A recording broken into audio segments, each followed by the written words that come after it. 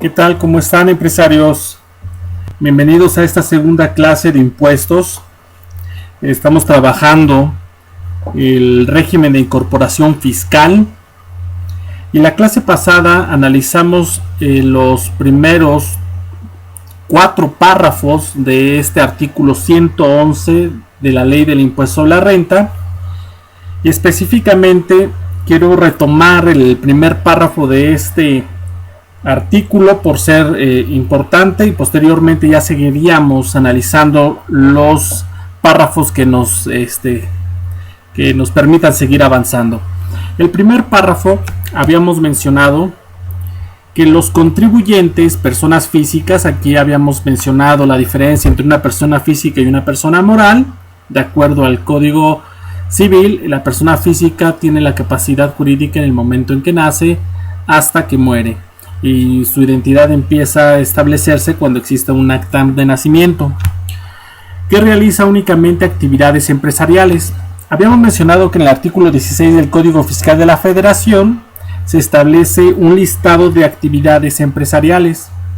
Son 6 fracciones. En el primero es el comercio, la fracción 1 el comercio, la fracción 2 es la industria, la agricultura en la 3, en la 4 es la ganadería, en la 5 es pesca y en la 6 es la silvícola. En la fracción 1 de este artículo 16 en comento establece el comercio, pero lo relacionamos con el artículo 75 del Código de Comercio, en donde existe un listado de actividades que deben ser consideradas como actos de comercio. Y nada más, ese listado se realiza de manera enunciativa más no limitativa, es decir, que hasta el final de esas fracciones que vienen en ese artículo 75 del Código de Comercio se menciona, y las que se parezcan prácticamente, ¿no?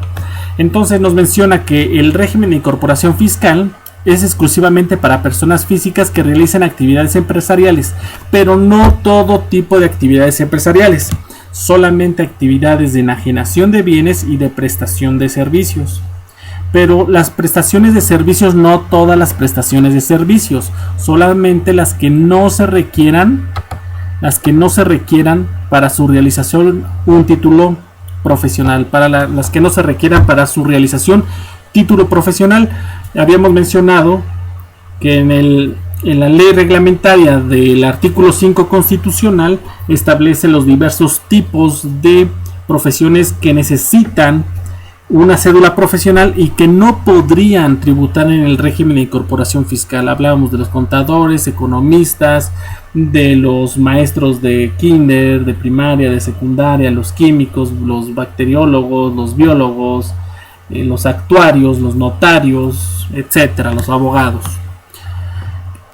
Y nos menciona que podrán pagar el impuesto sobre la renta, ya nos ha hablado de los limitantes, de acuerdo a este régimen de incorporación fiscal, siempre que por sus ingresos propios de la actividad empresarial, obtenidos dentro del ejercicio inmediato anterior, no hayan excedido de la cantidad de 2 millones de pesos. Habíamos mencionado de qué tipos de ejercicios existen. Existen ejercicios regulares y también los ejercicios irregulares.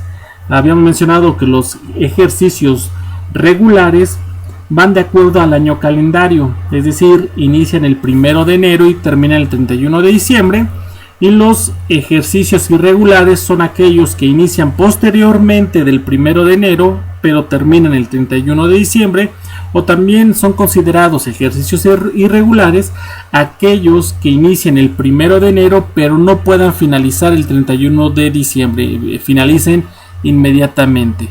Bueno, ya que retomamos este primer párrafo para que podamos refrescar de lo que estábamos hablando en el video anterior, también vamos a seguir trabajando y nos quedamos en este párrafo.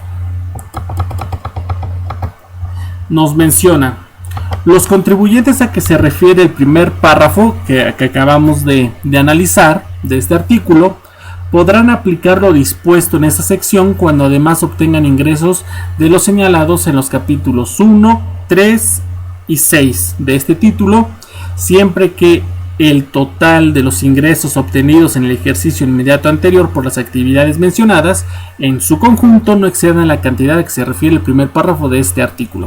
Bien, este párrafo nos menciona que podrán tributar en el régimen de incorporación fiscal aquellas personas que adicionalmente obtengan otro tipo de ingresos. Y aquí nos señalan los tipos de ingresos. El primero es salarios.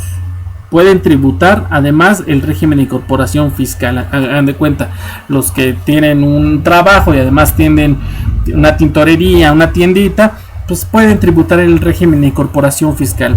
También los que realicen arrendamiento de bienes inmuebles y también los que realicen enajenación de bienes.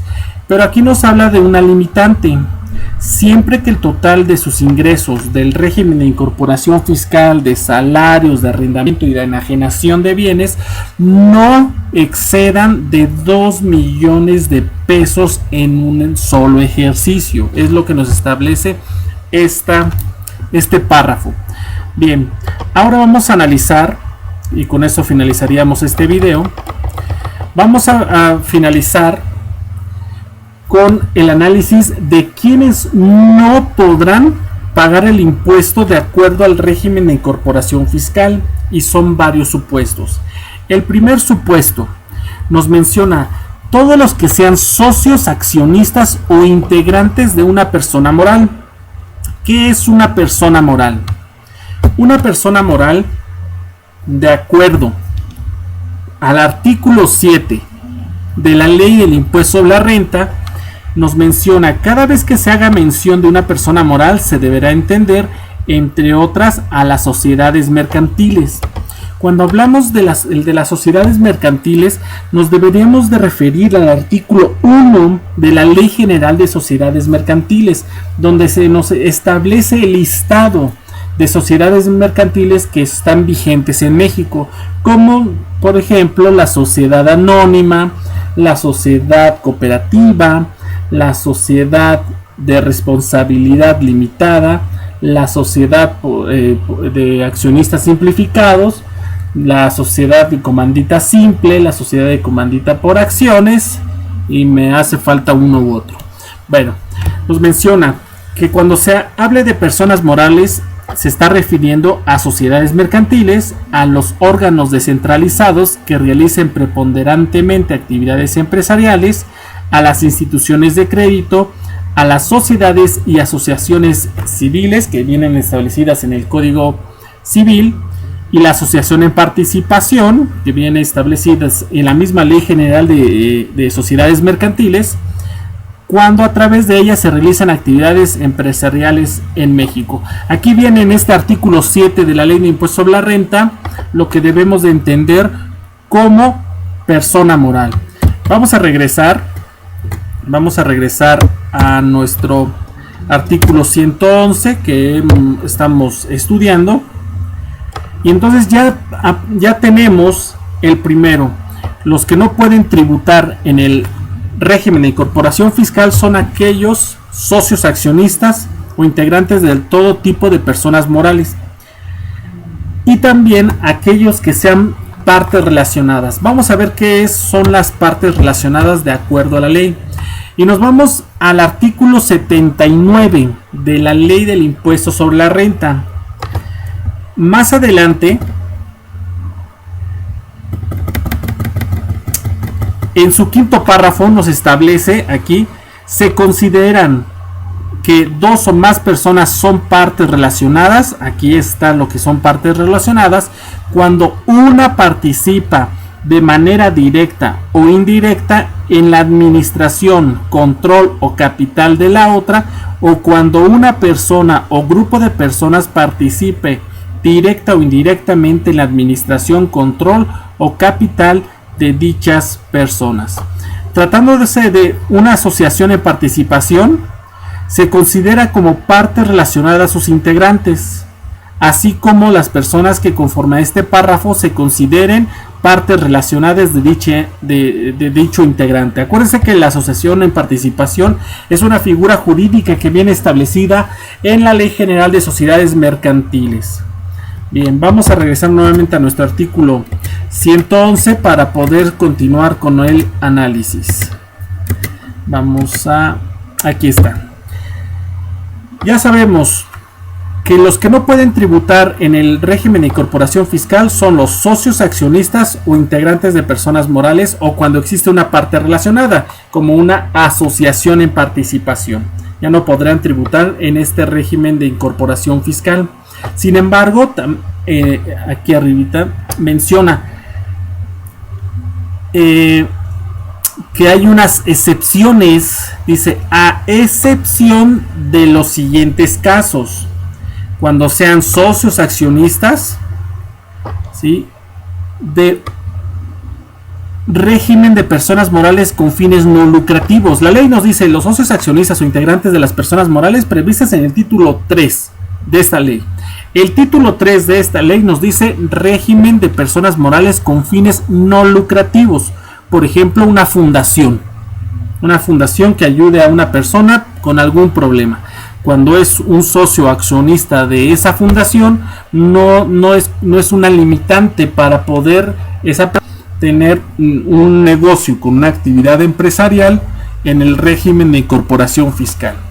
También nos menciona aquellos socios accionistas o integrantes de personas morales, que se refiere al artículo 79, fracción 13 de la presente ley. ¿A qué se refiere? A las instituciones de gobierno.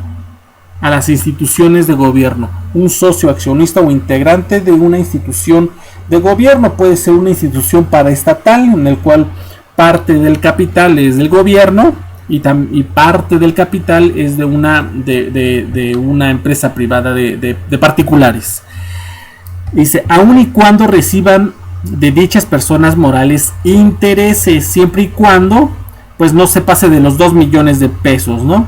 Ahora, ¿qué debe ser considerado? ¿Qué debemos de considerar como intereses? Para ello, vámonos al artículo 8 de la Ley de Impuesto sobre la Renta, en donde se establece que se consideran intereses cualquiera que sea el nombre que se les designe a los rendimientos de créditos de cualquier clase, entre otros rendimientos de deuda pública, de bonos u obligaciones, de descuentos, de primas, de premios de reportos, de préstamos de valores, el monto de las comisiones que corresponda con el motivo de apertura y garantía de créditos, etcétera. Ahí viene varios tipos de ingresos que podrían ser considerados como intereses. Regresamos a nuestro artículo 111 en estudio y estamos hablando de las personas que no pueden tributar en el régimen de incorporación fiscal, y estábamos hablando de los socios accionistas, y después nos hablan de las excepciones, y que nos hablan de las excepciones de socios accionistas, de personas morales con fines no lucrativos, de instituciones de gobierno, y nos quedamos aquí en el C, de las personas físicas, accionistas, socios o integrantes. Aquí nos habla de asociaciones deportivas, siempre que no perciban ingresos de esa persona moral, aunque sea una persona moral del régimen general, pero sean una asociación deportiva. También nos establece que no se considera que hay vinculación entre cónyuges, ¿sí?, entre marido y mujer, o personas con quienes se tenga relación de parentesco. ¿Qué es la relación de parentesco?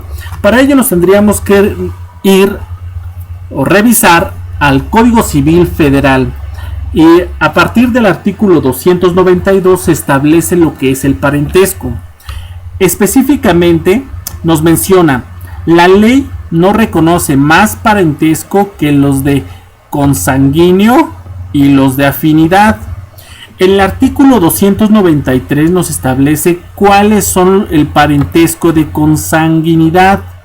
Es el que existe entre personas que descienden de un mismo progenitor. Es decir, estamos hablando de un parentesco de sangre, ¿sí?, hasta de ADN. Mientras que el parentesco de afinidad es el que se contrae por matrimonio entre el varón y los parientes de la mujer. y entre la mujer y los parientes del varón. En este caso, cuando es consanguíneo, habíamos mencionado que es por nacimiento, es por sangre, y cuando es por afinidad, es por una figura jurídica, en este caso el matrimonio. Estábamos hablando de afinidad con el familiar del cónyuge. Vamos a regresar a nuestro artículo 111 y entonces establece que no existe vinculación, acuérdense que la vinculación está prohibida como si fuera una asociación en participación, pero no se considera así entre cónyuges y entre la familia y familiares. En la fracción 2 de las personas que no pueden tributar en el régimen de incorporación fiscal, nos menciona para aquellos empresarios en aspectos de bienes raíces, todos aquellos aspectos relacionados a bienes raíces, capitales inmobiliarios, negocios inmobiliarios o actividades financieras. Pero nos habla también de una salvedad. Cuando esa persona física que tributa en el régimen de incorporación fiscal realice actos de promoción o de demostración personalizadas a personas físicas, es decir, de persona física a persona física, pero nada más realice la promoción o demostración, y menciona más adelante, y no realice actos de construcción, desarrollo, remodelación, mejora o ventas de las casas, habitación o de viviendas, ¿sí? Entonces, sí puede una persona que se dedique a los bienes raíces, al mercado inmobiliario, sí puede tributar en el régimen de incorporación fiscal solamente cuando sea una persona física, acuérdense, pero que realicen actos de promoción o demostración a otra persona física sobre venta de casas, habitación o de vivienda, nada más. Son únicamente como puede tributar esta persona en el régimen de incorporación fiscal. También la incorporación fiscal son las personas físicas que realicen las siguientes actividades. La comisión. Vamos a ver qué es la comisión. La comisión, de acuerdo al artículo 273 del Código de Comercio, la comisión es el mandato aplicado a actos concretos de comercio. Se reputan comisión mercantil. Es comitente el que confiere la comisión mercantil y comisionista el que la desempeña. Aquí no estamos hablando de un mandato de ventas, de comercio, aplicados en los actos de comercio. Se reputan comisión mercantil. Acuérdense que un comisionista es aquel que obtiene sus ingresos cuando realiza una actividad y cuando logra el objetivo o el fin de esa actividad. Aquellos que venden, por ejemplo, automóviles son comisionistas, porque su actividad en sí, su mandato, es el vender el automóvil. Si no lo consigue, no se lleva la comisión, ¿sí? Pero cuando realice la labor de venta y además si vende el automóvil, se genera un ingreso. El ingreso es una comisión.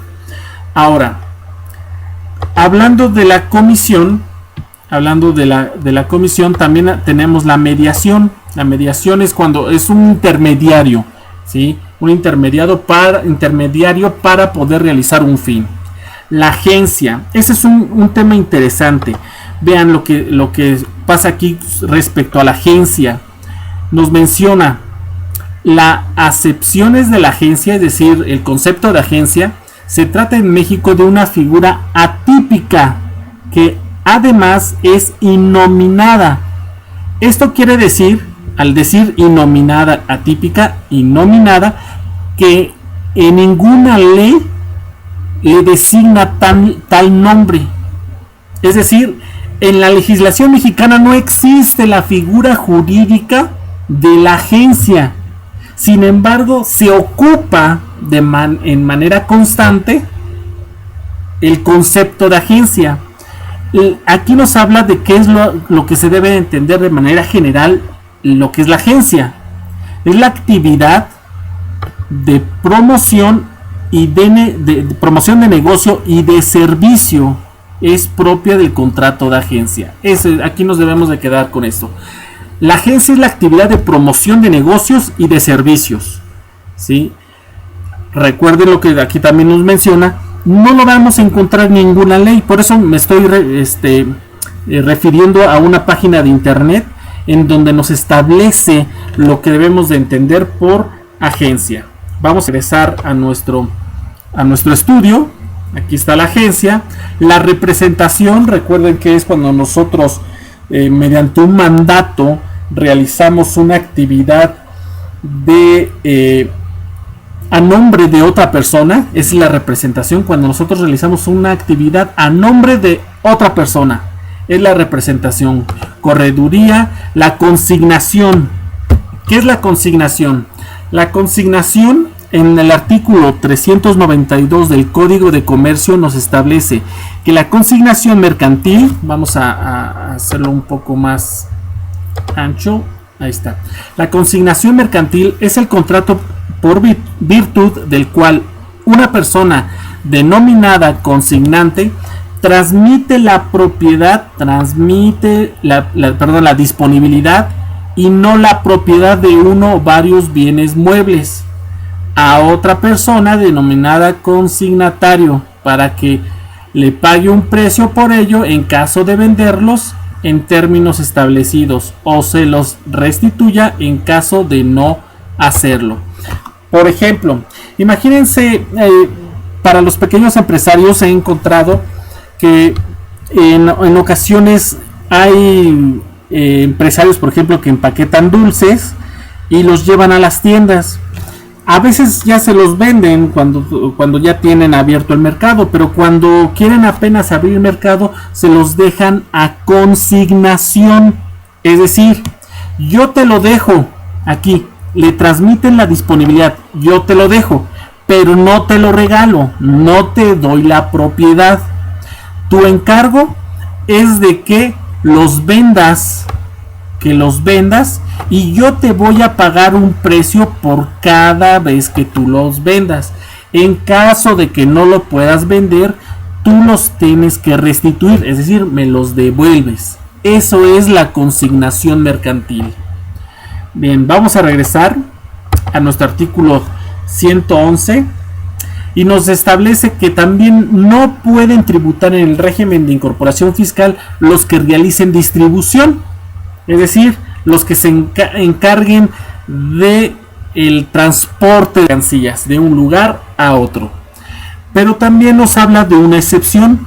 Nos dicen, aquellas personas que perciban ingresos por concepto de mediación o comisión y que estos no excedan del 30% de sus ingresos totales, podrán tributar en el régimen de incorporación fiscal. Pero aquí nos habla primero solamente los que obtengan ingresos por mediación y comisión, nada más, mediación y comisión. Ya dejó afuera lo que es la agencia, la representación, la correduría, la consignación y la distribución. Esos ya definitivamente no tributan en el régimen de incorporación fiscal. Los que sí pueden tributar en el régimen de incorporación fiscal son los que estén realizando actividades de mediación y de comisión, pero que sus ingresos no excedan del 30% de sus ingresos totales, ¿sí? Es decir, si sus ingresos al año, vamos a considerar, son de 100,000, no deben de incrementarse de un 30%, es decir, de 30,000 pesos los ingresos por mediación y comisión. Otras personas que no pueden tributar en el régimen de incorporación fiscal son aquellos que obtengan ingresos, como personas físicas, obtengan ingresos por espectáculos públicos. Vamos a ver qué son los espectáculos públicos.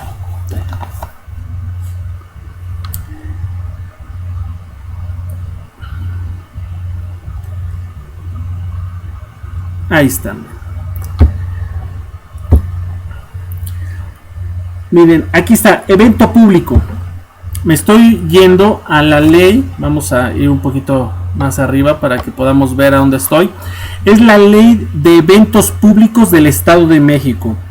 En su artículo 2 nos establece lo que es un evento público y nos menciona la representación, función, acto, evento o exhibición artística, musical, deportiva, cinematográfica, teatral o cultural organizada por una persona física o jurídica colectiva del sector privado que se realice en recintos al aire libre, en locales cerrados o instalaciones desmontables en cualquier tiempo, convocando al público con fines culturales o de esparcimiento en forma gratuita o mediante el pago de una contraprestación en dinero o especie, cuando el número de asistentes sea superior al de 1000 personas.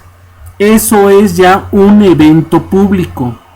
Entonces, regresando a nuestro artículo 111, en la fracción cuarto nos establece que no podrán tributar en el régimen de incorporación fiscal aquellos que realicen espectáculos públicos. Entonces ya mencionamos lo que debe ser considerado un espectáculo público, un evento público.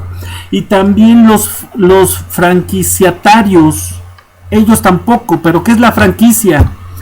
Para poder ver lo que es la franquicia nos tendríamos que ir a la ley de la propiedad industrial, y en su artículo 142 nos menciona: existirá, vamos a ponerlo un poquito más ancho de la página, ahí está, existirá franquicia cuando con la licencia de uso de una marca otorgada por escrito se transmita conocimientos técnicos o se proporcione asistencia técnica para que la persona a quien se le conceda pueda producir o vender bienes o prestar servicios de manera uniforme y con los métodos operativos, comerciales y administrativos establecidos por el titular de la marca, tendientes a mantener la calidad, prestigio e imagen de los productos o servicios a los que se distingue.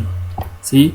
Aquí nosotros podemos ver temas muy importantes de propiedad industrial. Primero, debe ser una licencia de uso de la marca. Entonces, primero debe haber una marca comercial registrada al Instituto Mexicano de la Propiedad Industrial. Debe haber una marca. Después debe ser un contrato por escrito, en donde se establezcan conocimientos técnicos, donde se realice la asistencia técnica para que se pueda producir o vender bienes o prestar servicios de manera uniforme. Esto es importante, uniforme. Por eso existen conocimientos técnicos. Debe haber una metodología para poder realizar esta uniformidad. Y los métodos operativos, comerciales y administrativos. De un manual de la franquicia debe tener todo ello. Debe decir cómo se opera, cómo se vende y cómo se gestiona, ¿sí? Dependiendo de lo que es la titularidad de la marca, depende a lo que se dediquen, ¿sí? Tendientes a mantener la calidad, prestigio e imagen de los productos y servicios a que ésta se distingue. Y bueno, sigue además más información que ya no nos pertenece para este tema. Entonces regresamos, ya sabemos lo que es una franquicia. No puede tributar en el régimen de incorporación fiscal. También tenemos los contribuyentes que realicen, en la fracción 5 nos dice, los contribuyentes que realicen actividades a través de fideicomiso. Ya hemos visto lo que es el fideicomiso, pero vamos a retomarlo un poco. Para ello nos vamos al artículo 381 de la Ley General de Títulos y Operaciones de Crédito, que nos establece: en virtud del fideicomiso, el fideicomitente transmite a una institución fiduciaria la propiedad o la titularidad de uno o más bienes o derechos. Vamos a ponerlo un poquito más ancho. Ahí está. En virtud del fideicomiso, el fideicomitente transmite a una institución fiduciaria la propiedad o la titularidad de uno o más bienes o derechos, según sea el caso, para ser destinados a fines lícitos y determinados, encomendando la realización de dichos fines a la propia institución fiduciaria. Acuérdense que en esta figura jurídica del fideicomiso existen tres personas. Nos habla del fideicomitente, que es el que realiza el contrato, el dueño el dueño de la propiedad, que lo transmite a una segunda persona, que es la institución fiduciaria, para que a su vez se lo transmita de la propiedad a la titularidad o realice cierto acto que sea lícito a un beneficiario, y el beneficiario se le llama fideicomisario. Eso ya lo vimos anteriormente, solamente es para que recordemos que también el fideicomiso no puede tributar en el régimen de incorporación fiscal. También nos habla la asociación en participación. También ya lo habíamos comentado anteriormente. En el artículo 252 de la Ley General de Sociedades Mercantiles se establece lo que debemos de entender por asociación en participación. Y nos establece, vamos a dar la vista. La asociación en participación es un contrato por el cual una persona concede a otras que le aportan bienes o servicios una participación en las utilidades y en las pérdidas de una negociación mercantil o de una o varias operaciones de comercio. Nosotros hemos visto anteriormente esta asociación en participación por la importancia que tiene para nosotros como empresarios para realizar diversos tipos de negocios, de operaciones comerciales, sin la necesidad de constituir una persona moral. Es decir, esta asociación en participación en realidad es una persona moral, pero no se necesita forzosamente tener una acta constitutiva para poder realizar este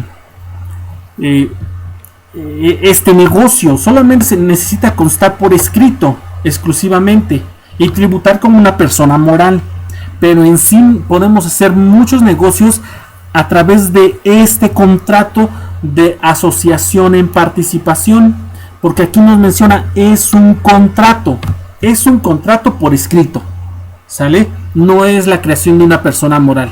Solamente vamos a crear o simular la creación de una persona moral para la realización de un acto de comercio o de un negocio de comercio, ¿sí? Vamos a regresar al artículo 111. Y por último, los que no pueden tributar en el régimen de incorporación fiscal. Vean, esto es importante por el momento que estamos viviendo. Las personas físicas que presten servicios o enajenen bienes por internet a través de plataformas tecnológicas, etcétera, ¿no?